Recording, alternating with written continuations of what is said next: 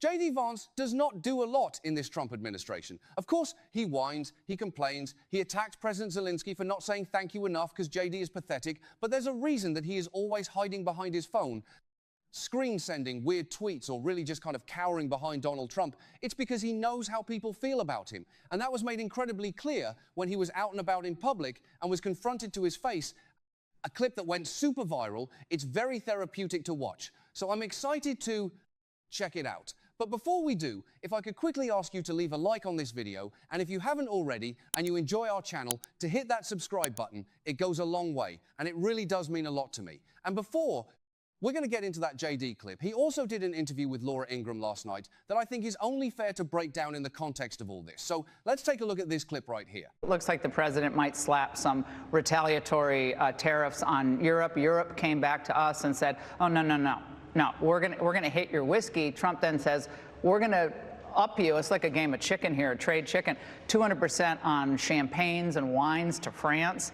Now that will destroy the French winemaking business, but they've been really tough on our winemaking industry for years. Well, that's exactly the point. Look, Europe doesn't have the cards here. As President Trump likes to say, when you have actually penalized American companies and American workers, as the EU has for years, we're actually fighting back for the first time. But Laura, we have a $1 trillion trade deficit. We absorb largest all ever. Of the terrible economic policies from all over the world, and the world expects American consumers to foot the bill for their workers and their businesses, and Donald Trump is... JD is just such a blatant liar, and he really doesn't seem to care that only a few short months ago, actually, they felt like long months. All he wanted to talk about was the price of eggs. I remember that really viral clip of J.D. Vance saying, you know, under the KLA Harris economy, eggs are... They'll go for $6, it'll cost you a dozen eggs, and like they had the little sign behind him, it's like eggs $295, and now that egg prices actually are 6S,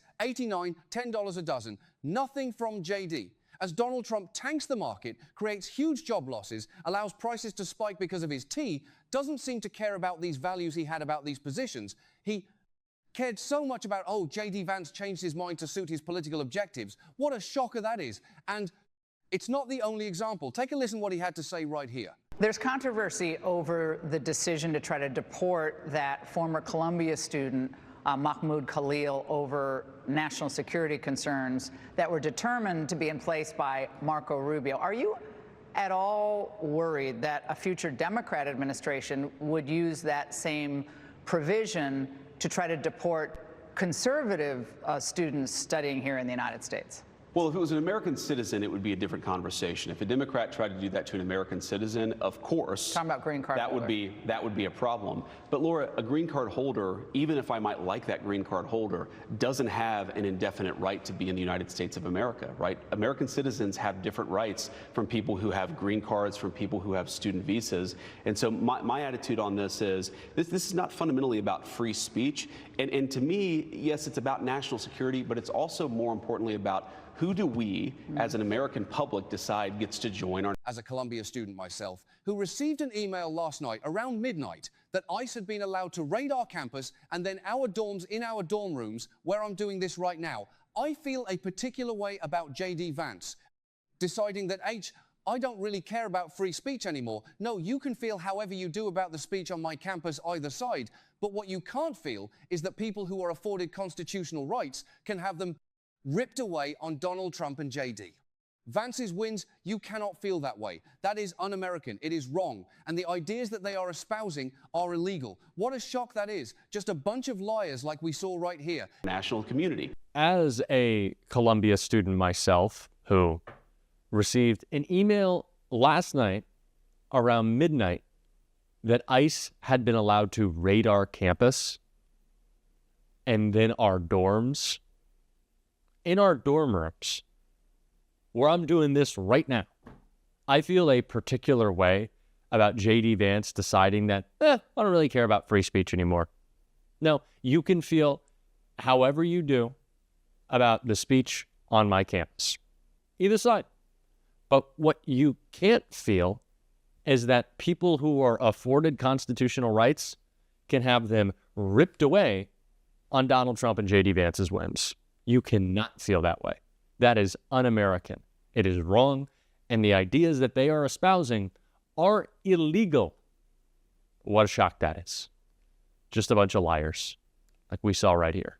As the president has said, a recognition that we have to. Really? Biden left you a disastrous economy. By what metric, in what for? You think prices were too high? Well, they're higher now. So what does that say about your economy? You thought the market wasn't doing well enough? Well, it's tanked. So what does that say about the market today? Jobs weren't bringing in enough. Well, the numbers keep dwindling. Seems like maybe you're screwing up, and that's why people have some thoughts for you.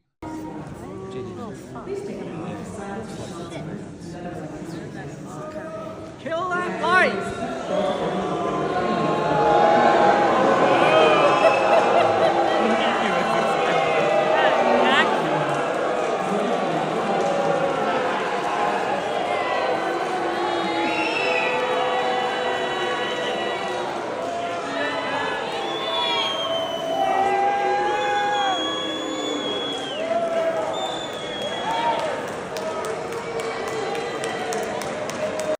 So sweet, Em, so sweet, sweet, sweet, sweet, sweet to see JD get a little boo going. It's nice, isn't it? It's therapeutic. I'm glad he cannot go anywhere without hearing from us. Republicans won't to town hall, so when they go to plays, let's have our voice hurt a little bit. I like that. Thank you to whoever recorded that, and thank you to all the boos. I'm sure they don't need to thank you. They probably just felt really good saying it. Yeah, this is the reality of things. This is how people actually feel. JD, if you care to listen, but seems like his boss kind of is. I think Trump understands things are falling apart around him. And Chris Hayes did a great job breaking down why I feel that way. Clip right here.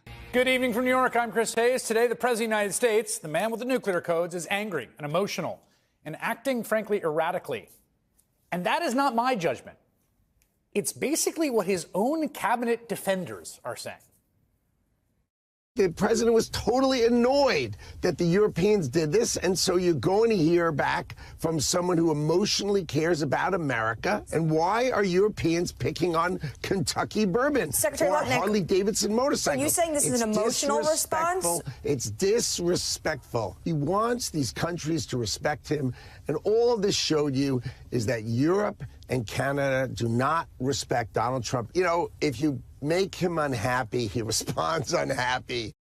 I mean, points for honesty. He was totally annoyed. That's the economic rationale.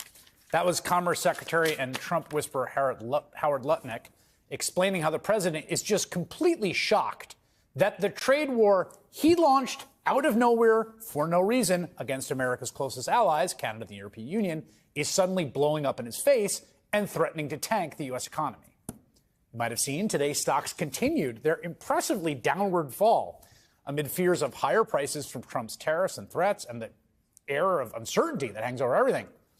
The S&P 500 fell below 10%, below its all-time high, raising concerns among investors. A sell-off might be happening soon, although it looks like it's already happening. This NASDAQ is already in that worrying territory. The Dow Jones was on track for its worst week since that string of high-profile bank failures in 2023. Again, all of this is happening not because banks failed or Russia invaded Ukraine or some huge macroeconomic structural thing happened. No, it's happening for literally no reason whatsoever other than Trump picking a fight with our neighbors and our neighbors fighting back. And Trump is big mad about it, throwing out new threats of massive tariffs and annexation of foreign territories in a vicious cycle of escalation. Yesterday, Canada and the EU responded to Trump's tariffs by imposing new taxes on U.S. exports, including on signature American products like whiskey and motorcycles. When Trump heard about that retaliation, he basically lost it, made this totally unhinged social media post in the middle of the night, quote, "The European Union, one of the most hostile and abusive taxing and tariffing authorities in the world, which has formed for the sole purpose of taking advantage of the United States, has just put a nasty 50% tariff on whiskey. If this tariff is not removed immediately, the U.S. will shortly place a 200% tariff on all wine, champagnes, alcoholic products coming out of France and other EU-represented countries. This will be great for the wine and champagne businesses in the U.S." That was at 8 a.m., I should know. Now, the U.S. does not technically have any champagne businesses. We are the biggest market for champagne, many other French wines. Trump is threatening a tax at such a high level, the price of a bottle of wine would essentially double, again, for Americans, right? Americans are going to pay that. Everybody who understands trade understands this is insane. I think even people who don't understand trade understand this is insane. It was a point that even Emma Tucker, the editor of the very right-wing Wall Street Journal, made this morning. That mood has shifted pretty much since all the tariffs started coming in. I think businesses realises now Trump is serious about this. But the problem they've got is that they're being imposed in a very haphazard way, and that's creating so much instability. When a company has to pay more for its input, will they typically pass it on to the consumer, do you think? I think eventually they're going to have to. Yeah. He has to know at this point, right? Donald Trump watches TV. Donald Trump loves Fox. And even the Fox propaganda outlet is kind of breaking the harsh news to him lately that people do not like his economic agenda. The best issue for Donald Trump with voters, it's always the economy. No, that's not to say he was successful. We know that is not the case. But that is where he had the most esteemed perception that has in an instant evaporated. He's got nothing to lean on, so he's going to try to distract us. It's not going to work. You really can't distract with buying Greenland or Canada when people are facing the reality of the failures of your presidency every single day when they check their 401k, when they're worried about their Social Security, when they go to the grocery store or the gas pump. He's a failure. And Governor Andy Beshear made that point right here. Just to survive. Many of them voted for Donald Trump because they thought they'd struggle just a little bit less. But right now, everything that they need to make their goods or everything that they sell is costing more. And because everything is costing more, because of these on-again, off-again, on-again, off-again tariffs, the people that would buy these products have less money.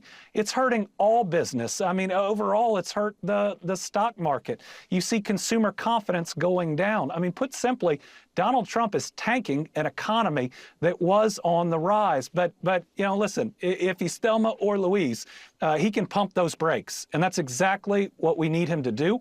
And it's going to take the American people speaking out, picking up their own phones, recording how much the prices are changing at the grocery store and the pump and demanding better. Now, that's how I think we get the attention that we need. I love Andy Beshear. I just need to say that real quick. I tweeted last night, this is someone I want to see on Fox. More governor of Kentucky, Democratic governor of Kentucky. Get this man on Fox. What a messenger. Drive it home. He is a failure. The national level, sure. But in your communities, you're starting to see it in your communities. Let's make that message clear. We're going to on this show every single day. And if you want to support that, as always, you can hit that subscribe button. You can leave a like on this video, and if you're stuck around at the end, you drop a blue heart in the comments. Until next time, I'll see you soon.